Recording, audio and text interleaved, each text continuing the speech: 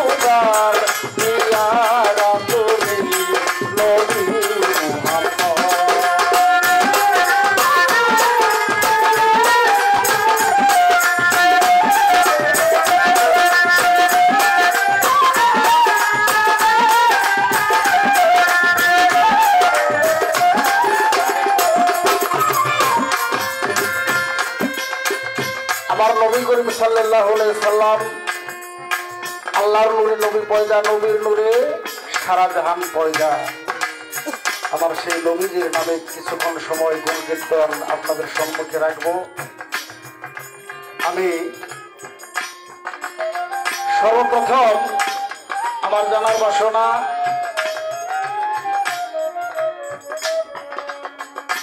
রজবের চাঁদের 27 তারিখে আমার নবী করিম সাল্লাল্লাহু আলাইহি সাল্লাম উনি মেরাজে গমন করছেন।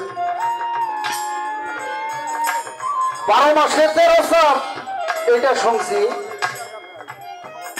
এটা রজবের চাঁদের 27 তারিখ অমাবস্যা রাত্রি,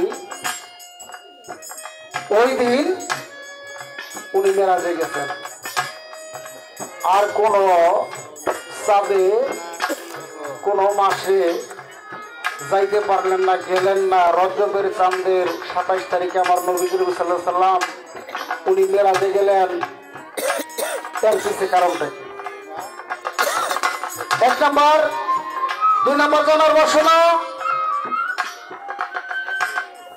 অমাবস্যা যখন অমাবস্যা শুরু এবং শেষ, তখন আমার নবী করিম সাল্লাল্লাহু আলাইহি সাল্লাম মেরাজে গেছেন। সন্ধ্যা 6টার থেকে নিয়ে ফজর আগ পর্যন্ত, বেলা ডোবার পরের থেকে নিয়ে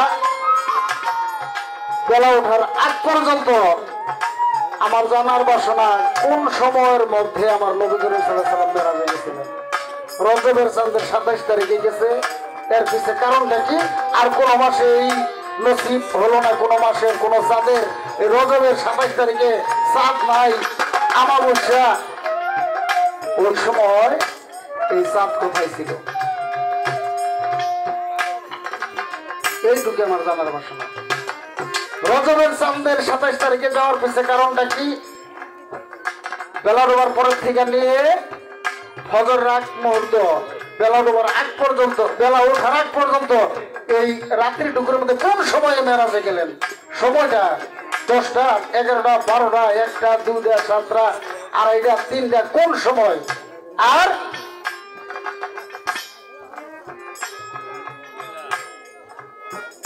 আপনি সুন্দরভাবে একটু বুঝিয়ে দিবেন, আমার এই কথাটি মীমাংসা আপনি দিয়ে দিবেন।